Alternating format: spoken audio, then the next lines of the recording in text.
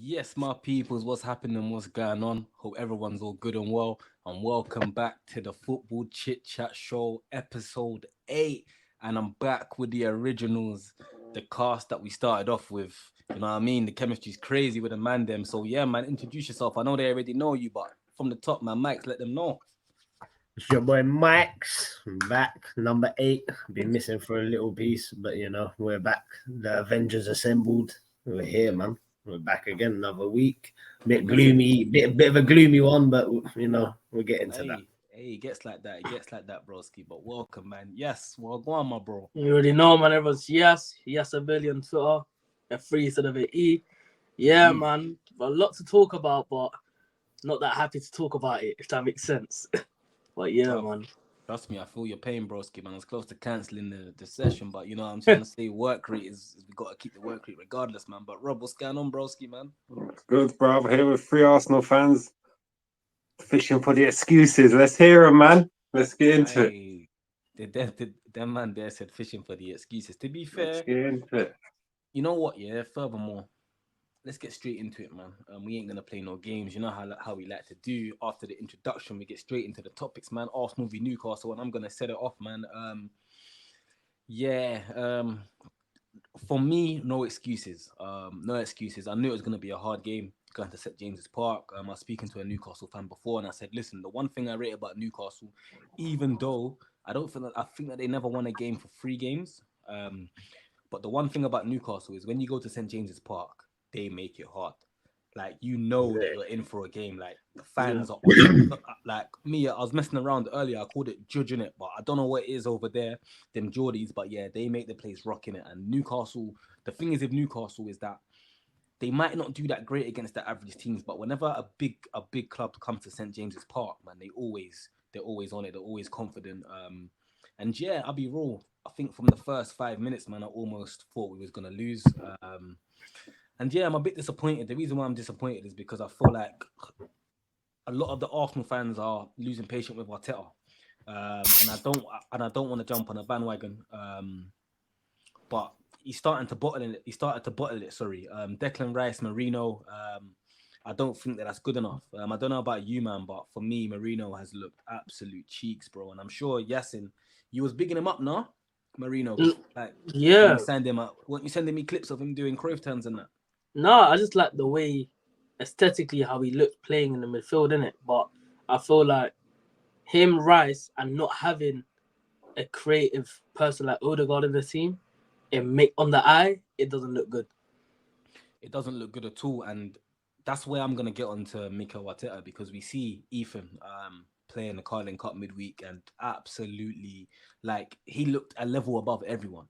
Like, he looked like our best player. He was the best player on the pitch. If you know ball and you watch the game, you see his levels above. And obviously we can do this whole age thing, but we ain't got no creative player. And I said this, and I've been arguing with a couple of Arsenal fans about Odegaard. I said, as soon as Odegaard comes out of our team, I said, people don't realize how important Odegaard is to our team. The way that we transition from defense to attack is so important. Odegaard being in that hole on the right side and nipping it. And yeah, people told me we don't need Odegaard. I even heard a funny comment saying Odegaard's holding us back. Yeah, so for me, like I said, I want to put this one on Mikel Arteta, man. Rob, as a Chelsea fan, I'm watching the Arsenal v Newcastle game. I know Newcastle, they beat you, and I was running a little joke. I was saying, give us some tips on how to not lose against Newcastle. But I always knew it was going to be a hard game, man. But from the outside, what do you genuinely think about that team? Like me, like I said, there's no excuses in it. I don't want to hear about no injuries. We didn't have this man. Party played right back. We ain't got no striker. I'm not here for that now. Arteta's been here for time. Like, he's been here for time. I've been screaming, I'm here for the process. I'm backing Arteta, which I still am. But I'm at that point now where I ain't trying to run no excuses. I ain't hearing nothing. So, Rob, what do you think from the outside, man? From the outside, like, obviously you're missing Odegaard. It's a big factor. If Chelsea's missing Palmer, it's a big factor, isn't it? But you're meant to be like title challengers for the last couple of years. This season's meant to be, we're going that step further. 10 games in, you're 5th. We're gonna So stay it back. games, can't key just word be, though, it just 10 can't be games. Odegaard. Like your whole team's just gone flat. No Odegaard. Havertz is even playing up front at the minute. Bro, you know Everywhere. what? It's more like a what's annoying me with this Trossard and Havertz him thing, keep broski, like yeah? Trossard and Havertz are like Him and rotating. Trossard, Sometimes yeah, Trossard's yeah, like the yeah. centre mid, like, and then Havertz is in there. There's no out ball. I don't know. Like I don't know. It's just gone flat. Yeah, I agree. And exactly what you're saying with And, Trossard. And another thing, like a lot of Arsenal fans were onto this, like Sterling, like he's getting no minutes, man. It's true. forget Sterling because Sterling's irrelevant and Sterling's not going to help us regardless of whether. See, like No, but a Sterling, lot when he of does Arsenal play, fans were he's happy. Yeah, irrelevant, no broski. Sterling, he can come on and you know what I mean, out ball when we need it, when we're back against the ropes on the break. He done this at City, he done that. I feel like Arsenal fans with Sterling, they was taking him from Chelsea and wanted to revive Sterling to laugh at Chelsea. You know what I'm saying? Nah, I think that man. one's gone wrong as well, man. Nah, man. I think that obviously in your heart of hearts, you think that we got beef with you, and I've already tried to explain to you already, little bro. We don't beef you, man, bro. So this whole Sterling and this whole we're trying to get a one up on you, bro. It wasn't that. We didn't actually want Sterling. Remember, we got Sterling in the last minutes. We He's saved competing Sterling. with us now, though. Yeah, 10 games in, bro. I agree. And that's what I'm trying to say. Like, you're clutching so bad at you're above us after 10 games. It's great and it's good. And listen, credit where credit's due. If you remember, I actually said to you, and I've said it in group chats, I said Chelsea are going to finish top 4. You said that as well, No, but but even outsiders like did not say it. just going to Arsenal, like how many points are you off top? Only 7. 7, bro. Only 7. Like I know you're gonna say it's only 10 games and it's only 7. Cool, 2 wins. There's Like a lot That's of 3 context. games, broski. Bro, we played 10. There's 38 to Let me play. add no, some of course. context. So That's a 3-game gap, bro. What we Liverpool's doing gonna here, drop bro? points. Liverpool's gonna drop points. City's gonna drop points. Everyone's gonna drop points. Arsenal gonna drop more points. But the Rob, way can I What's the things ask are point? going you right now, that 7 can easily become 10, 11. Do you know what I mean?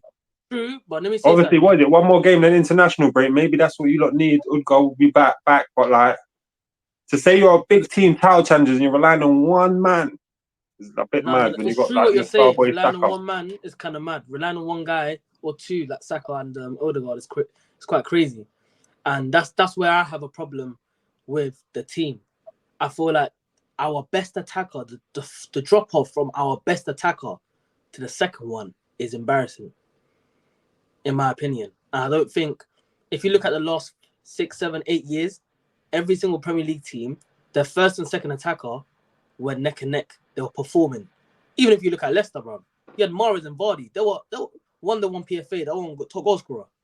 Like that's what you call elite, and they won the league. We need. I feel sorry for Saka. We need someone that's gonna be like, you know what? Let Saka get his 10, 15 assists of the season. Let me chip in 10, 15 goals. Like, we need to add some help. But to put context into the first 10 games, like you said, Rob, obviously people will call it copium. You're coping, but it's like we played 9 or 8 out of 8 out of 10 games. We played the top 10. 5 away from home. We played Villa, Tottenham, City. Who else? Nottingham Forest. Was it Nottingham Forest we played? I think it was No, it you didn't Brighton? play We played for it, Brighton. No, there was someone else away. But all I know is that I read that in our first 10 games, we played 8 games, and all those 8 teams were in the top 10, and 5 of them were away from home. And we got 4 out the 4 big ones away done already. We won them and draw. So what about next week? I'm not gonna lie though, Next even us saying that, we played the top, that shouldn't matter, bro. No, it shouldn't matter. But I'm saying this You're context. gonna win the I feel like, league. You should be slapping, man. no, it's true. Remember at the beginning when I said like we'll get the excuses out of the Arsenal fans. We played No, the but I'm not saying it's an excuse. I'm not saying Who as gave you? an Who excuse. gave you excuses? Who gave you excuses? That's one excuse. We played like the 9 out of 10 No. games. We're I'm playing giving you hard some teams. It's context. the Premier Broski. League. Every week is hard, bro. That's what everyone says. The Premier No, League, you don't turn No, up, you I get hear turned it. over. But what I'm trying to say is, Man City. No, Liverpool played the only tough. How many tough games have they had this season? 1 to 1.5. Liverpool have Every obviously Premier had League the game's easiest tough. run It's out of meant to all be of the though, top man. I'm boys. talking about a Premier League game where they weren't favourites to win. They only had one. Who weren't we favourites against? Yes, We the weren't Liverpool favourites- we manager weren't has favourites said against- that they've had an easy run. So We weren't go favourites against Villa away, because we lost there 2-3 years in a row. We How do weren't you know favourites that? against City, because we never won there. Oh yeah, betting man. Are you just going on what previous is, bro? No, but you have to. Bro, it's a mentality thing, though. A lot of these players, they think about the previous. They always do. It's factual. You're telling me if you go to a place where you get smacked up, you go there again next year, you're not thinking about last year. You are. A little bit, it's in the back of your mind. Yeah, it's a psychological thing. It's psychological. It always happens. Every single team goes through it. But that's why you have to take certain risks. I feel like we're being a bit too harsh on Arteta. I feel like some of the players need to actually step up. Let me ask you all a question. Yeah, you're all Arsenal fans. Let me ask you an honest question. So last year you finished where in the league? Second, 2 points off top. What was missing to get you to the title? The inconsistency in December. That was what was missing. It was inconsistent. So what was needed? What was needed in the summer? We needed a proper striker. Yeah, proper striker. I'll say striker and a winger. So how long you lot been crying out for a striker? Since Oba. Huh? Since Uber. Since Uber left, and then we're no one.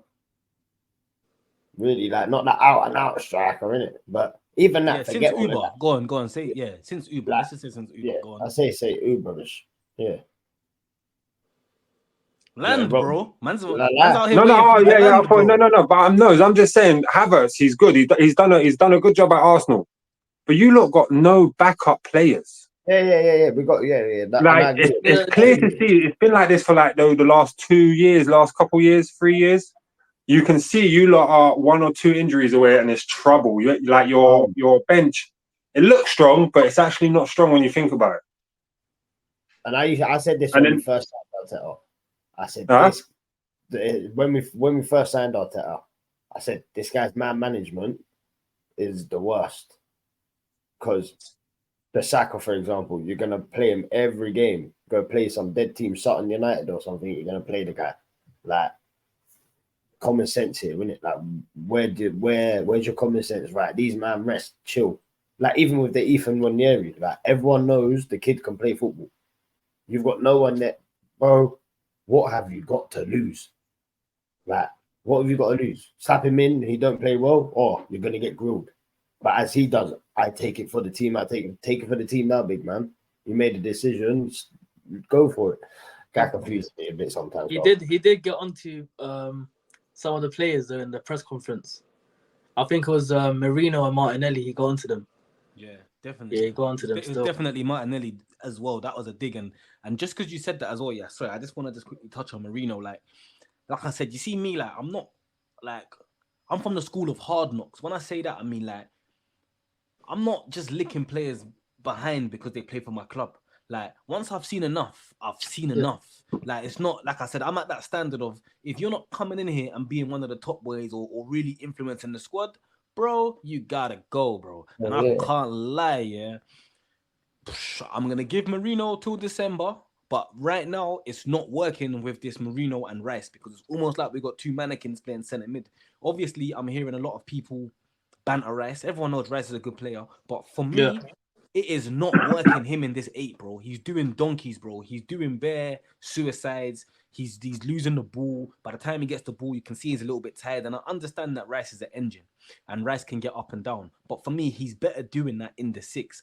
The difficulty that we do have is, obviously, we got Thomas Partey. And the question is Partey is probably a better 6 than Rice. And the truth of the matter is, you're not just going to put Declan Rice on the bench. But we have to make a decision. And that decision might have to be, we have to get rid of Partey just to get the best out of Declan Rice. Because for me, it's not working with Rice in the 8, man. Mike, yes, let me just ask you on that Declan Rice thing. What do you, man, think of Rice so far in terms of, obviously we know Rice is a good player. No one's saying he's not. But the way he's playing for Arsenal at the moment. This season so far, he's been a bit scatty. I feel like he's been a bit all over.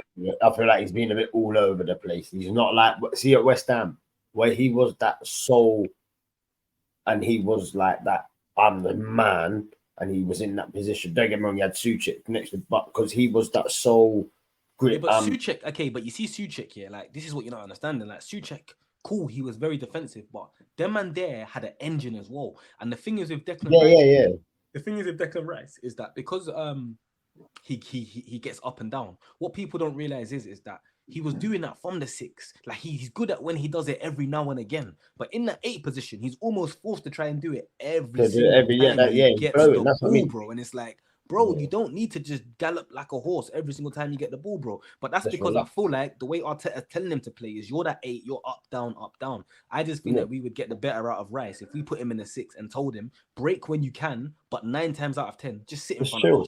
Yeah, just chill. I agree. Save your energy. 9 times out of 10, just chill. But if you see the opportunity, then go. That's when Rice is better. This whole constant 8 up and down for me. And you see that as well. I believe with, if you look at it, last season we started off strong. Rice, Saliba, Gabriel. This season, there's been no consistency with Rice, Gabriel, Saliba. Injury, sent off, or like they've not had that solid. Of course they have. They've played like 8 out of them 10 games together. What are you on about? No, they haven't. All right, mate. They've not started 8 out of 10 games. Not together, because so who's been missing? Rice has played regularly. Saliba has been playing regularly apart from when he got sent off. Rice got a 3-game ban. Rice red card and the Saliba red card. Was Rice 3 games? Saliba got a 1-game ban. But then Saliba, what about Rice? Wait, what did Rice get? 2 Rice got sent off against Brighton. How many games did he miss? 1. He missed one. Yeah. But when he missed that, Saliba missed 1. So that's what I'm saying. 8 out of 10. Who else has been missing? No, but Gabriel got injured. For how long? When? So Gabriel got injured. The last game. He's back the next game, bro. So he missed like the last 20 minutes of a game or something. Half, bro. He missed the whole. Against Liverpool, he come off like 55 minutes, bro. So he missed like what, 40 minutes. But you're saying inconsistency. Them 3 have played regularly, though. That's my point. Declan Rice ended the game in front of a back 4 that should start in the Carling. You lot are trying to play Rice as a 10, as a 8, as a 6. Like, let him just do one job. Like, I know you're missing a spark right now, but it's not Rice. Like, you know what I'm saying? I think he's a 6, lone 6. Like right now, Arsenal fans, you're not worried like your form and everything. Like, not yet. Not panic stations, but. When's the last time Arsenal's had a good game? Yeah, no, it's dead. It's been dead. Like where you've controlled the game, you've had chances, like clear cut. You're like, you know how Arsenal normally are, brother. They can be dangerous, bro. Yeah, it's just flat at the minute, man. It's just flat, and I don't know if it's them red cards and players are a bit shaky, don't want to get whatever, or you're leaking a few more than expected, so you're a bit more. Sitting back and going for. I don't know what it is. Something is going on, isn't it? I think some of the players just need to turn up.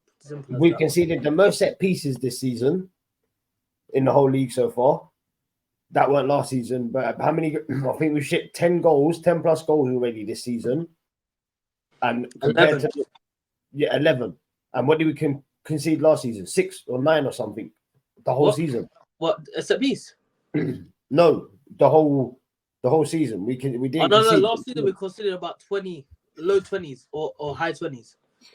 So, like it's to be already halfway to be there. Fair, yeah. Listen, you see, like with it, look, like I started off, yeah, and we're gonna move on from Arsenal to Newcastle anyway because we've been talking for a minute. But like I stated with the Arsenal thing is, we can all do the fact checks. We've had 3 red cards, we've had injuries, we've had a dismantled team.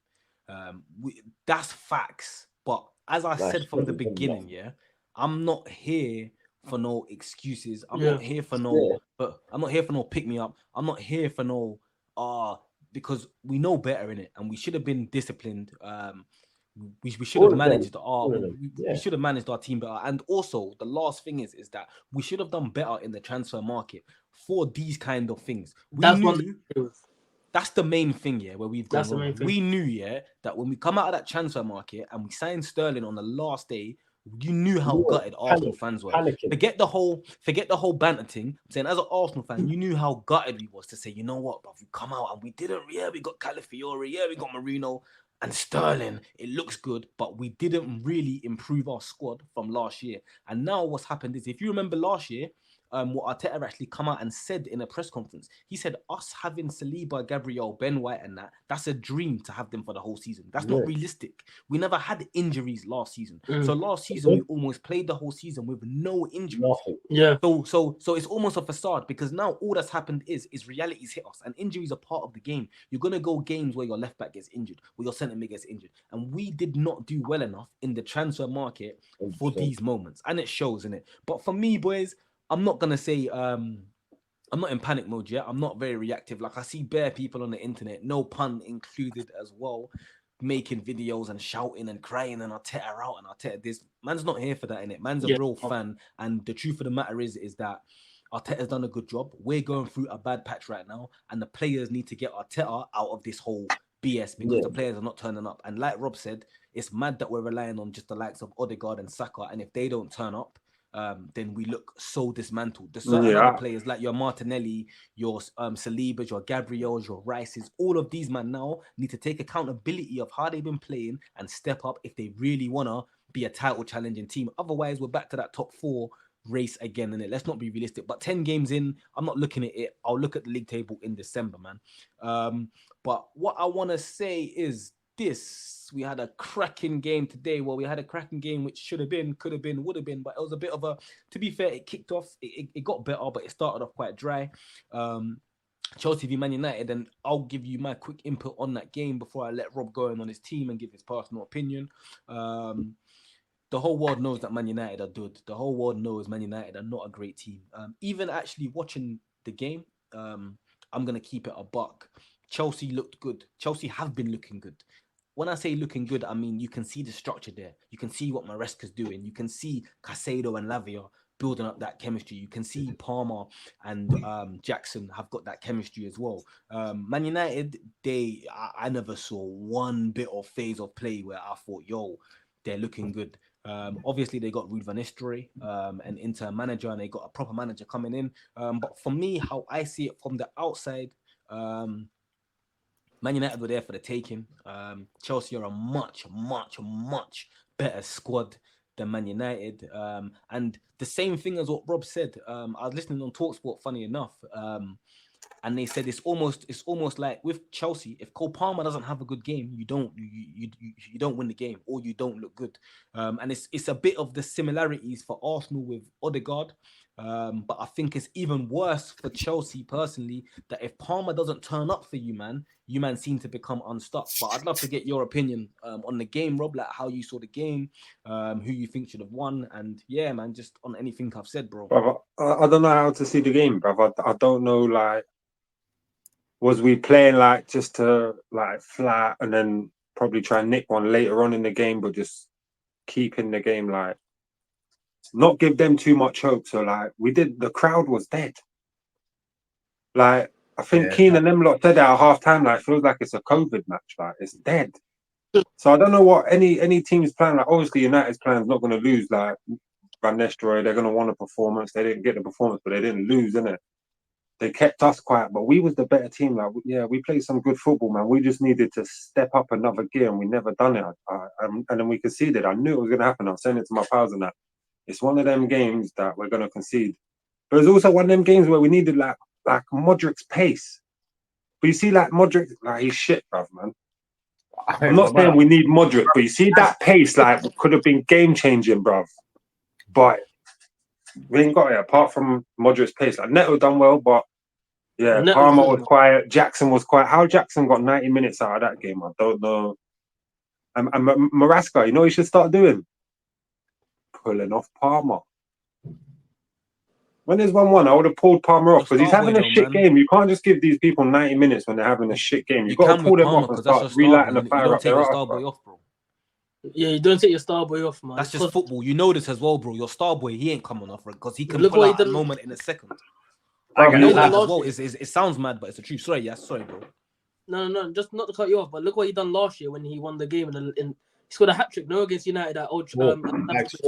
Yeah, he's capable of winning the game. Of course, you don't pull him off in big games like that, but the game was like the game needed something, and it could have bit us in the arse. But like Felix or Nkunku could have come on, maybe got Jackson more into the game. Like Jackson was missing, so Maresca needed to change something, and his first like 2 subs were Cucurella and Enzo, and it's like that's not really like United were there for the taking. You know what I mean? Yeah, and that's what I'm saying. Like I said, I give Chelsea their credit, like in terms of forget the Arsenal-Chelsea rivalry. I don't like you, man. We know this already. But as a football man, watching that game, I can see what you man are trying to do. Like, cool, you're still Yeah. miles away from doing it, but I can see what Chelsea are trying to do. United, I swear to you, I don't see no like they can't press. Their back line is too far away from I their thought centre Højlund had a mids. good game. I thought Højlund bullied our two centre backs. You know the problem is though, bro. If I could see the stats of the duels that he had against Colwill and Fofana, I guarantee you he come out higher than them two did. 100%. And let me say one thing, bro. Yeah, but around him that's was the a bit worst shit. That's the worst that Cole and Fofana have played this season. Yeah, that's probably the best that Højlund's played this season, and he still didn't score. So even though Højlund did have a good game, I feel like that is his level of good game. He needs the centre backs to kind of not be playing great for him to look busy, and he still might not get a goal. Because to be honest, your centre backs there today, a good striker would have put 2 or 3 past him. And United, Sanchez as well. Sanchez is going to let us down this season, man. I swear to God, bro. You need a new keeper, but yeah, you need a new keeper. But like I said, I do feel like you do see the phases of play that Chelsea are trying to do. I feel like Man United was definitely there for the taking, and I feel like for how good you lot are and for the ambitions that you lot really have this season, I feel like Chelsea will be disappointed with that, and I think Man United will be like, yes, we didn't lose. Man United are going to come away from that game. Their intentions fully before this game was, let's not lose. Van Nistelrooy went into that game saying, you know what, as long as I don't get tucked in by Chelsea, I've done a great job. It's great. Man United are going to bed sleep. Chelsea are going to go away and think, you know what, that United team weren't great. Casemiro in the midfield, I don't know how he is still playing. And listen to this, credit where credit's due. He was a bad boy player at Real Madrid. He done well, but bro, he looks so slow. He done well though today. I think today he done all right. He done all right. Bro, that Ugarte looked a bit dodgy as well. Bro. No, but that's my point. He's dodgy, and he's next to a retired, like an expired Casemiro. And Casemiro had probably the best pass of the game, bro, to Højlund when he got the penalty. So he done all right. Bruno again, yeah, missing. And like I said, Bruno's he's a game changer. He's a good player, man. But I don't know, Rob, man. I just think that for the standards that you lot have, for how good you've been playing, you lot should have wanted to go into that game and, like you said, go into gear 3, go into gear 4, and really turn it on. But at the same time, I do feel like you lot are kind of in that PTSD fear factor of, at the same time, you don't want to get turned over because of how you're playing now. You would rather keep it safe than maybe go attack and then concede. We ain't won there for 11 years. I was surprised. Same, a decade. We ain't won there for 11 years. Yeah. But to be fair, like I said, today was there, man. But I want to ask you before we move on from Chelsea and Man United. Palmer, good player. We know he's a worldie. But when he doesn't turn up for Chelsea, why do you not look different? Why do you not look dismantled? Why do you not look like you're not capable of scoring? Yeah, I don't know right now, man. He's like, because of his numbers, you expect him just to pull out. So when he's like not in it, it's like the spotlight's on him more. But it's not about his numbers. It's not just Palmer. Like Jackson was missing. Normally Jackson gets the, like Jackson should have today played against Martinez. He wanted to play against De Ligt. Like, I'm not saying that's why he was missing in that, but like, bruv, like he normally gets the ball from deep, links out. I don't think Cole Palmer and Jackson like linked up once in the game. Yeah. And I've praised their partnership. I've said like I like that partnership. And like I said, I'm not getting on Madueke, he started all 10 games, bro. He might have to start coming out as well. I'll be real. I'm a big fan of I'm a big fan of Noni, but you see, I'm a big fan, but you see the thing is of Noni though. 4 or 5 games have been too easy to mark, bro. And that's the problem that Noni has. Like, you see, like there's some left-footed guys who they're awkward to mark in terms of, yeah, they might chop you, but you don't know when. Madueke gives you that I'm gonna chop you, but it's kind of bait when I'm gonna chop you. You either miss it or you don't, kind of thing. And that's the thing with Madueke, man. I know. Let's just appreciate Caicedo, though, innit? What a player, bruv. He's been coming on leaps and bounds, bruv. Caicedo. Oh, Caicedo, baller. Yes. Speak, man, because you was laughing. You know why? Yes, we all know. No, I'm not gonna say nothing, but I already know why he's laughing. Rob mentioned the guy, innit? I've always rated a certain headband and picture that was sent into the DC. It's mad, man. I've always rated Caicedo, man. That goal was unreal, but also Caicedo, bro. This guy, last season he didn't have the greatest of seasons. He was still finding his feet, I reckon, at Chelsea. But this season, I can't lie, he's bossing the midfield, man. Like, Lavia had a good game. He could have had a better game. I think Lavia played better against Liverpool than he did today. Yeah, 100%. But again, Caicedo, bruv, this guy, he's changing games like he did for Brian. He was chipping in goals against big teams. he's all over the place. And the best thing about Caicedo, he's a versatile player, man. But one thing about Noni, today I think Chelsea are better off without him, man. I'll be so real. I feel like as a fullback, you know what you're getting from that winger, and I feel like Pedro Neto should be out there. It's a bit awkward him being out on the right, but guess what? He's got quality. His pace is frightening, man. I feel like Chelsea, they got a good attack. I just feel like my only concern with Chelsea, although I don't support them, but as a footballing man, I feel like their back five is very inexperienced in terms of there's not a big man out there. But like, listen, lads, I've been 20 seasons in the game. I've won trophies. I know how it feels. Let's get out of this.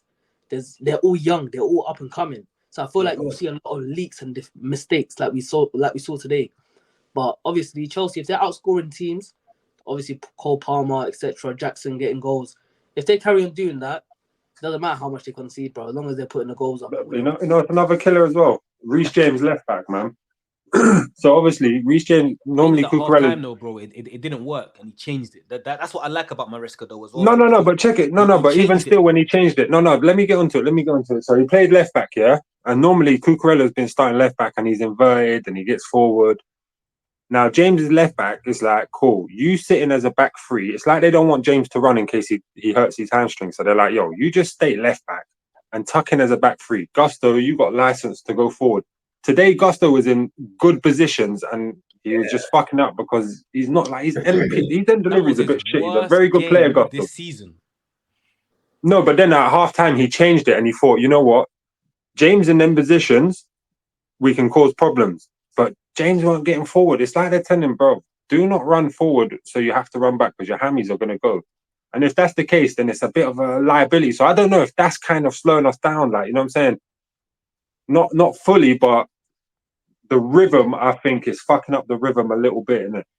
100%. I think that the problem that you've got, and I saw a Chelsea fan say it, I don't know if you agree or you disagree, but Gusto's good, but the form he hit last season, he hasn't hit that form this season. He's been quite sus for you, and you are getting in them positions, them good positions where from the right, Gusto's in that position, but he's not. His delivery and his output isn't great. And then when Reece James goes over there, it does now look like he don't want to get in that position because he don't want to pull a sprint to get back in case it does mess him up. And then it does become a question of, okay, if that's the case, do we fade James out and do we kind of really mold Gusto into this right back, or are we still gonna give James that chance? And I think that it is hard for someone like James who's had bare hamstring injuries and he's been back, and when he comes back he gets injured within 4 weeks. Remember, they're only human, so psychologically he might even be thinking in his head, I don't want to do that sprint. I was about to say. I don't want to do that sprint. You want me to do that sprint? I might not make it back, and then I'm out for another 3 months. If I'm out for 3 months, I'm getting sold. So all of that might be playing in the back of his head. But I do feel like Maresca is such a good manager in terms of he's going to know whether that's the truth or not. And if that is the truth, James will be out the door in the summer.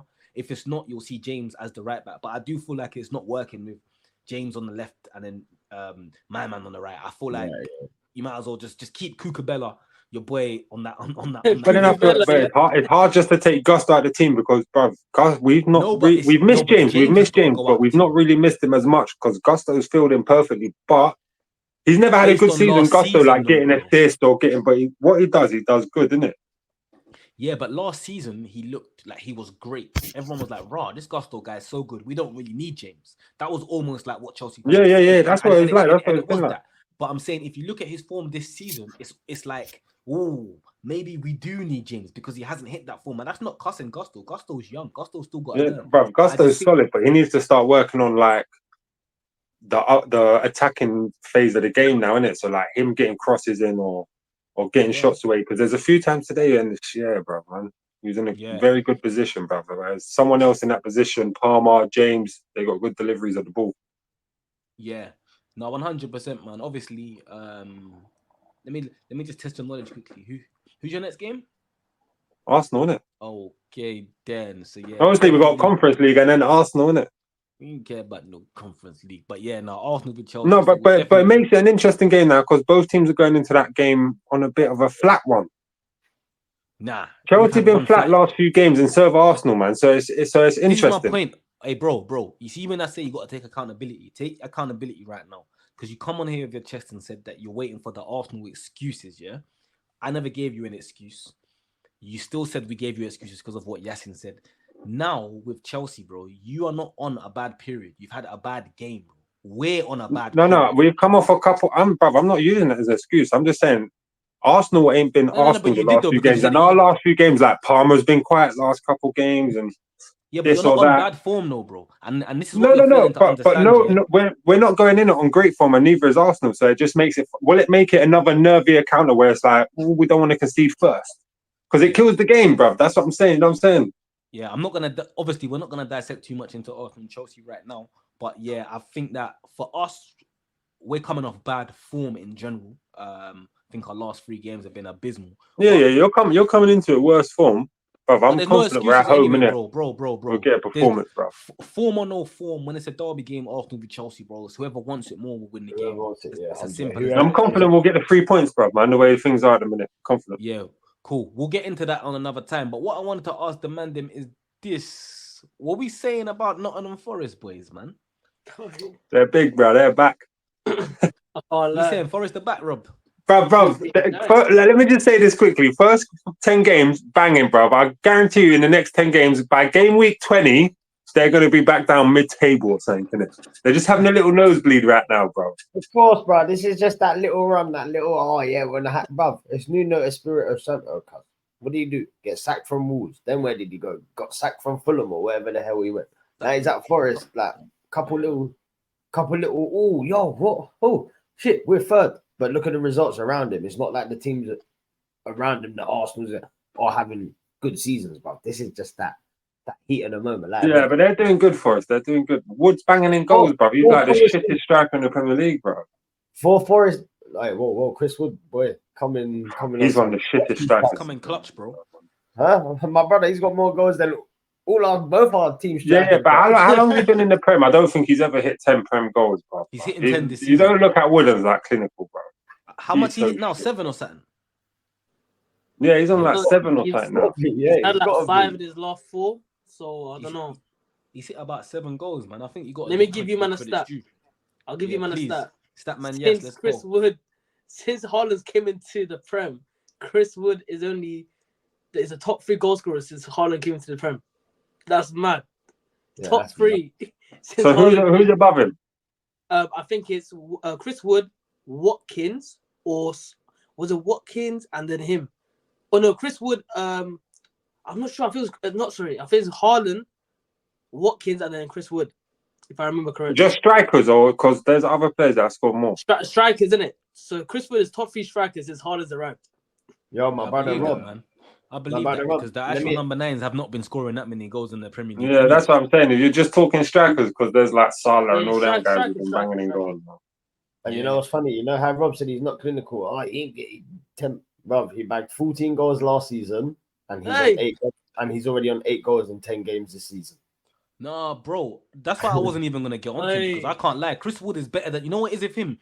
He's not. He don't look good on the eye.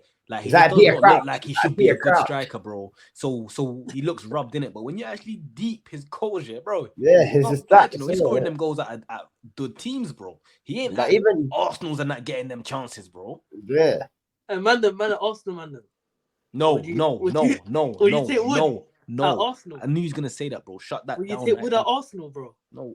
What? That sounds like a why, cuz. Say that again. Bro, Wood's been in the Premier League for how long, bro? Like, he's having a good season. Not the first team, innit? Pause. Yes. Repeat yourself right now. Rob's too professional. No. Repeat yourself. Ask the man them. I heard what I heard first. Hey, Rob, are you going to take Wood at Chelsea? Broski. This guy, bro. Your question is a striker, bro. Yo, broski. Hey, leave in the comments. Will you take Wood at your club? Leave in the comments. Hey, yo. Arsenal need that Wood, bro. What? Yo, the man them have gone crazy. The man them have gone crazy. Sunday. Subject, bro. Get off this guy, bro. Get off this guy. No, but let me just say one thing about Forest, though. Let's take it serious, bruv. That Gibbs White ain't been in their team for like the last few games and they're still going strong because that's like their main player, isn't it? Gibbs White. He's been injured for like the last 4 or 5 or something, no? Yeah. My guy Hudson Odoi. And Elanga, bro. Oh, them's gonna wing. They're flying. Bro, certain time I'm seeing them man on the bench coming, both of them coming on a double on a double threat team, bro. Coming both of them Who's their coming on the fullback? wings, bro. Oleina as well. Is Oleina the fullback? Yeah, he's doing all right. Them man got vibes. Have you seen his But I'm telling you, their centre back Vibes. Murillo, he's solid, bro, man. He's solid. And Oh, that new one that they got, Milinkovic. Oh, bro, he's one of them guys. He looks like, bro, he's a hitman, bro. The man them are feeding Forest. But listen, before we move on from Forest, I just want to get everyone's predictions on this, and we're gonna come back to this. Where will Forest finish? I said Forest. Where will Forest finish this season? Yeah, I'm gonna go first, and I'm gonna put them. Forest are finishing 11th, bro. 11th. Oh, you know, I swear that I was gonna say 11th. I was gonna say 10th. I was gonna say I reckon they'll continue their good start for a little bit longer, and that's what will keep them like a solid table. I don't know. I feel like 9th, 10th. I feel like if they win like 5-6 more games in the Prem, draw a few, you know what I mean? They might just.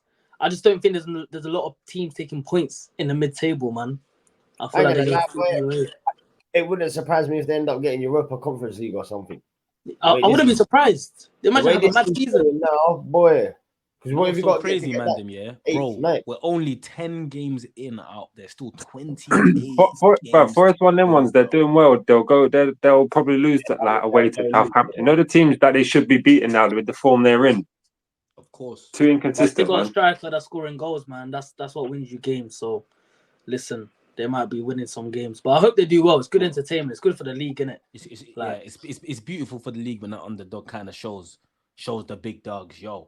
But yeah, man, I'm gonna ask the man them one more question, and obviously, if anybody in the comments and that, if you get to this bit of the video, then please let me know what you think of this as well. The Ballon d'Or, and then I'm gonna kick it off. I'm gonna kick it off with this. Okay, Rodri is a fantastic player, a very good footballer, probably one of the most intelligent players that we've seen in my lifetime in terms of how he sees the game and how he views the game. I'm not saying he is the most intelligent. I'm saying one of. I see Yas is giving me that twitch there, but let me land, bro. Let me land. For me, the Ballon d'Or is about the best footballer in the world, and with a little bit of entertainment. So it's you got to be an entertaining footballer to win the Ballon d'Or. What I can't comprehend and what doesn't sit right with me is that I grew up in an era where, and I know what people are gonna say, but Messi dominated it and Ronaldo dominated it. But I grew up in an era where I watched Iniesta, I watched Xavi, I watched Busquets, I watched Gerrard, I watched Lampard, I watched Vieira. Like we're all roughly the same age. So man from the era. So what doesn't sit right with me here is that Rodri has won a Ballon d'Or. Cool, I hear it. But Iniesta hasn't, Xavi hasn't, Pirlo hasn't, Lampard hasn't. I don't know. I think the game's gone wild. I know that Vinny Jr. was crying for it. Whether he should have won it or not, that's another conversation. But for me, I'm gonna say that I don't think that Rodri should have won the Ballon d'Or, and that's taken nothing away from him. But what I want to ask the man is, do you think Rodri should have won the Ballon d'Or? Yes or no? And then I want to know your reasons to why. Mike's, man, say it off, bro. Going to your point, like that Iniesta and that, we all know the reason why they never got to it is because they was just overshadowed. Like, let's just cut why they never got to it. It's overshadowed by two of the best people we physically see play football. Ronaldinho, bro, no Ballon d'Or. Yeah, Ronaldinho got Ballon d'Or. Oh, okay. I was gonna say. R10, original R10, he definitely got. But yeah, Iniesta and that we know. Once Messi started doing what he was doing, that was it to take over. Then Ronaldo, that's a hard two to beat. I feel like now the Ballon d'Or's open to anyone. Yeah. And if you look at it, like realistically, even though like Rodri, like I said, Rodri's one of probably the best midfielder in the world, but he's the best player in the world according to this. But what did they base this Ballon d'Or off? Did they go on what people win during the year? Do they go off So they go on obviously wins, performances, ratings per game, like and all this trophies as well. Yeah, because like looking at it then, so Rodri in the aspect of, okay, he won the Euros and he won the Premier League in that last season. What did Vinny win? Did Vinny win the treble with He won with the treble, the La Liga, and the Big E's Champions League. but didn't win nothing international with Brazil? But So it's it's, another it's, thing. it's Mad. a 50-50 one, man. Like, for me, like, it's a 50-50 one. Like, does he deserve to win it? Vinny throwing all the toys at the pram. Well, I'm not there, blah, blah, blah. Look at him. Like, for me, it's causing a bit more politics than it needs to. Like, the Ballon d'Or, you're the Ballon d'Or. Like, so be it. And I think it needs to be looked at overall. Like, it shouldn't be for you've won this, because we've all been at football clubs where a kid might not score every week in, week out, but he's been the best player throughout the whole season. Do you know what I mean? And we like, so I think there needs to be something restructured in it, looking at it. But yeah, but even it's not such a big event because they don't schedule it on the TV like that. Because I was trying to find it, and it weren't like there, like on the Sky Sports, like to just watch it. Do you know what I mean? Someone saying you need a fire stick. Now we're gonna have to blur that one out. But Bro, I find it mad, bro. Like, people like were up Rodri's arse, and then he won Ballon d'Or, and now it's like they try and downplay Rodri. Just like he was the glue to Man City for like the last 3-4 years. Yeah, 100%. This guy went like nearly 60 games unbeaten when he starts for City. Mm-hmm. Like, I don't know why. Even I would have given it to Haaland over Vinny Jr. Can I ask you a question, Rob? Sorry, yes, can I ask you a question? So, like, I saw another person who didn't really get spoke about a lot, but had a fantastic season. Because obviously we're giving it to man like Rodri. So what about man like Carvajal? Yeah, who also won the Euros, who also won the Champions League.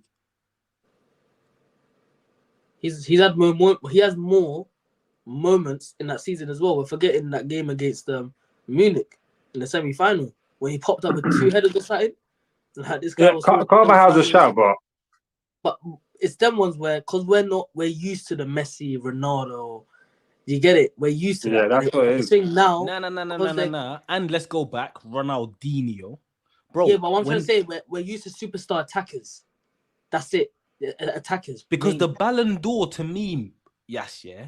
Mm. It screams like, oh my god! It screams like it's not just about, okay, yeah, you look good statistically. And the problem is that I've got, is that, listen, exactly what you said, Robert. I agree, especially you being a centre mid yourself, so you can respect that side of the game where man don't really get spoke about, but they're doing the dog work.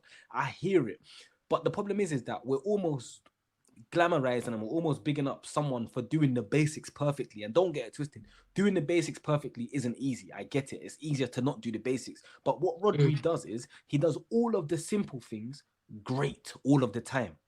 For me, the Ballon d'Or is just more about wow moments. It's about who did you watch in that calendar year that made you say, wow, oh my god. And I just don't think that Rodri, I just don't think that Rodri has that X factor. So like you're saying Ballon d'Or should be like a skill thing or something. No, Rob. Because I said Carvajal, bro. No, don't give you skills, but he gives you performances. Carvajal ain't done wow though. So, like, he ain't done more wow than Rodri. Wow, bro. No, he's not done wow. But the thing is, if we're basing the criteria on Rodri won the Euros, Rodri won this, Carvajal's won more. But that's what I'm trying to say. I feel like if you win a Ballon d'Or, you are representing the sport to the world. So when people are seeing there's a Ballon d'Or event going on, who's the best footballer in the world? If a person that's never watched football before watched that ceremony and saw Rodri pick up the Ballon d'Or and they searched his name on YouTube, they'll be like, what is this? This guy got his shirt tucked Rodri is he's a 10-10 player. No one's denying that though. No one's denying that. No one's saying he's not amazing. But you're like downplaying that Rodri's won it though. Oh, if you never watch football, you see Rodri lift it. Like, what does the Ballon d'Or mean to you? Maybe that will help me understand why you think that. What does the Ballon d'Or mean to you? It is more of like the best footballer on the planet, isn't it? But then what are you basing it off though? Because there's two parts. There's a defensive side to football and there's an attacking part. So is it an attacking award or is it a defensive award? Or is it an award for anyone? No, but what are you basing off? Because I want your opinion on it. So what are you basing the Ballon d'Or off in your head? Throughout knowing the Ballon d'Or throughout the years and understanding what the Ballon d'Or is, what do you base the Ballon d'Or on? Because if Rodri wins it, then broski, there shouldn't be times that Messi and that shouldn't have won it because Iniesta and Xavi done the basics better than Rodri, bro. Ribery as well. But Vinny, but going to the Busquets, Vinny bro. thing, but Vinny ain't had an outstanding season in terms of numbers. He's not banging 40 goals a year, He was like in La injured for the Liga, first like these part of man the were season. doing. He was injured for the first part of last season. He came back, went on a Last mental season, run, like, won the Champions League and the but Liga. Vinny, like I don't like. I'm a big fan of Vinny Junior, but his numbers I don't think match up that much. What does he get? What I would like to know. I don't even know, but what did he get in La Liga? 22, 23? And he missed a very good chunk of the first part of the season. He led them to the Champions League, bro. He led and the thing is, this isn't the first time Vinny Jr. has turned up in the Champions League and won in the Champions League. He done it against Liverpool as well a couple of years ago, if people remember that. This isn't new to him. Do you understand? He knows how it feels like to have the spotlight. I personally feel like a lot of the media, they hate on Vinny. I'm not gonna say why, but I feel like we know why. We don't want no marks on my video, please. Bro, I can't lie. Not even on a racial thing. Every time I see Vinny Junior, bro, he does good. But the guy's a little baby as well, bro. I always see him wanting yellow cards for players, and he's crying to refs. Like, just focus on your game. Bro. I think that's just him. That's him. That is just him. But like, Vinny can easily go missing. Can he? As easily as he can turn up and be like, oh wow, he's sick. He's as quick to go missing as well in the game. I don't think he's carried Real Madrid by himself yet. What? I don't think so, bro. No. But what? Bro, you think back to like when they had Benzema's last year, bro. I think he was more crucial than Vinny. But what you're doing wrong is you're comparing carrying. You can't compare carry jobs. You either carried or you didn't. You're telling me last season Vinny carried them on his own? But he's carried them in the Champions League. But I remember Rodrigo getting crucial goals, Bellingham getting crucial goals. Vinny got crucial goals as well. But brother, I don't think Vinny carries people as he's made out to be. Like carries Real as much as he's made out. Like he's some superstar. And then when he goes to Brazil as well, national team, he does fuck all. Like I'm telling you, Real Madrid just got like Champions League. They just got that oomph. It doesn't matter what 11 they're playing, bro. Yeah, that's why the Ballon d'Or is it's a beautiful conversation because everyone's got different opinions. But before I wrap it up, I just want to ask you all a question before we go, man. Just to kind of summarize on the whole Ballon d'Or thing. I just want to see, and I want honest answers as well. Just all answer yes or no for Mike's yes or Rob. Mike's yes and Rob. Rodri. Does Rodri get into that Barcelona team with Xavi, Iniesta, and Busquets? Never, man. Come on. Never. Impossible. That's not even a question. Because wait. The only person that looks like it's questionable is Rob. So what I want to know is, who are you thinking in your head comes out of that team? Don't say it. The only person he can take out is Busquets, innit? Bro. Wait. Pause. Hey, I need to break something. I beg you, just for 10 seconds, bro, yeah? Just think about Busquets, yeah? How clever he was, how he never lost to. Just think about, Busquets, and then answer that question, bro. You really think it's a question? I'll put Busquets all day over Rodri, but brother, I think you man ain't deep in what Rodri's done in the last few years for Man City, brother. And I don't think Man City would have gone as far without Rodri, brother. He's come up with crucial goals. He makes the pass the pass before the assist and that breaks up play, makes the pass before the assist. So Rodri's easy to go unnoticed, bro. Very easy to go unnoticed, but I'm telling you, he don't have like a below 8 rating each game he plays, bro. You never look at Rodri and say Rodri's had a mare today. One thing, yeah. Can I just say something? One little thing that kind of bothered me as well. They gave Rodri the Ballon d'Or, but Rodri wasn't even voted the best player in his team this season. He wasn't even voted best player in the league this season. He wasn't, to me, in my opinion, let's be real, without Yamal or Williams in that Spain team, they weren't scoring niche. They weren't doing nothing. Rodri come off, remember, against England, he still got turned over. Rodri came off in the final, and I didn't even notice. Bro, Zubimendi fit in like a glove. He was just pulling strings. Yeah, no, Rodri, no, you're right. And Rob, I just want to say just the last thing on that. Like, I hear you on Rodri, and there's no disrespect on Rodri. He's elite in it, but Busquets was elite in a different way, bro. And I don't feel like there's anything that Rodri can do that Busquets can't, bro, at all. And we can talk about the passing, we can talk about the keeping the ball, and I think that the difference between Busquets and Rodri, I think the main difference is that Busquets always knew when his team was in trouble. Always. And 100%. what I mean by that is that if the team was in trouble, you give the ball to Busquets and he's dropping. He's dropping, winning the foul, 100%. Free kick, and everyone's looking at the ref like, how are you falling for this? You see this every week, but he's so clever. He want the ball, he puts his body in between it, you get on him, he's on the floor. That you got, so I don't know, man, but it is a good conversation, man. But listen to this, lads, man. It's been a sick conversation. Episode 8 with the originals. Always good to dissect and talk with a man. But yeah, man, I'm gonna try and get us all on again together. Next week we got some big games, man. Arsenal with Chelsea. So as Ferdy said, Rob, don't go anywhere. Trust me. Don't go anywhere. I'm gonna end this and say, bro, we'll see who's here next week, which Arsenal fans want to talk, and you know what I'm saying, who's busy. We're definitely gonna revisit it. I'm gonna try. I don't know if I can, but I got another Chelsea fan, so I'll see. Bro. It'll be fun, isn't it? Even on socials and that, we'll get it popping. No. What I mean is that what I'm gonna try and do is I'm gonna try and get 2 Arsenal, 2 Chelsea. That would be a sick conversation for that. Yeah. But we'll see how it goes. Anyway, I'll keep the man them updated. I'll let everybody know. But yeah, man. Mike, let them know where they can find you, my broski, man. Twin Break Max. Twin Breaks _ Max. Insta, TikTok, Twitter, all the same. Shout out to my boy as well, Mitch at Harborough, second round of the FA Cup against Reading. Shout out Mitch, man. Shout out Mitch, broski, man. Good luck, man. Tunbridge 4-0, so now Reading away next one. So yeah, man. Shout out to Harborough, Mitch. Well done, well. Mitch. Yeah, man. Make sure, Mitch. Make sure you like this one. Comment, subscribe for us, man. Make sure you get through as well, broski, man. Get your boots at Ash, bro. Prime Ash, bro. Bro.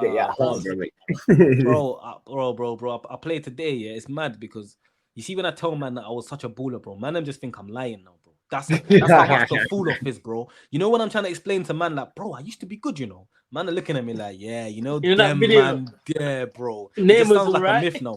Yeah, Ash turning out to football like Uncle Leroy now, like. Bro, you know what it is though? Because when I was younger, I used to always hear older man talk about I used to be a baller. I used to look at them thinking, brother, man, bro, you're whack. And now that's how the youth them are looking at me, bro. But that's how it comes with age, man. That's how it goes, man. But still, circle of life, bro. That's life, bro, skip, man. That's life, man. But yes, man, what's going on, man? Where can they find you? No, man. Listen, wait to have everyone here for this episode. Obviously, you can find me on Twitter, Insta, TikTok, Yasavelli. But yeah, man, just looking forward to the season, bro. There's lot more to talk about, so I can't wait, man. You know, bro. Pleasure having you, man. Rob, man, what's going on, my broski? Let them know where they can find. True Blue RT, Twitter and TikTok. Next week's going to be juicy, so get following because next week we're going to have a lot of Arsenal fans in their feelings, innit? No, okay. That's it, man. And that's it, man. Into that Twitter and TikTok.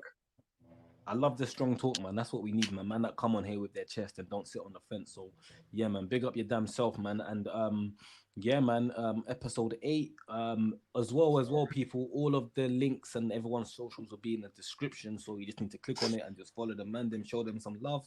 But yeah, man, episode 8 wrapped up, lads. I'll catch you lot in a bit. Peace. Love, boys.